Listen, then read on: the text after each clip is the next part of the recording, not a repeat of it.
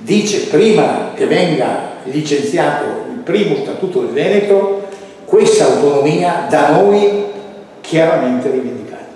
Parliamo del 1970. Quindi oggi noi siamo a ribadire un concetto che è dentro la realtà della regione del Veneto quando nasce. I riferimenti al trasformatore del mondo rurale sono molto appropriati e molto particolari.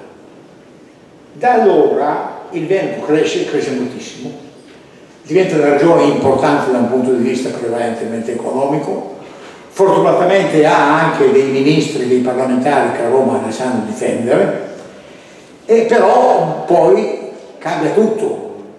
I Tangentopoli fanno sparire alcuni partiti e arriviamo alla modifica del titolo quinto. La modifica del titolo quinto impone alle regioni di modificare i loro statuti. E il Veneto è il primo in Italia a fare lo statuto nuovo. Galan fa il suo e Cacciari fa il suo. Famosissimo in Italia lo scontro fra Galan e il presidente della regione Puglia, Loriero.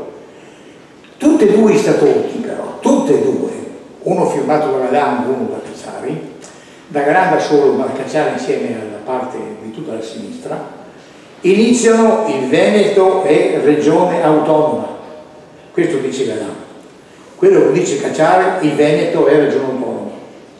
Dico quello che è significativo di Cacciari. All'articolo 2 dice l'autogoverno. La regione come insieme di comunità originarie si fonda sul principio dell'autogoverno. L'autogoverno del popolo veneto, anche qui autogoverno del popolo veneto, parliamo del 2000, si attua in forma rispondente alle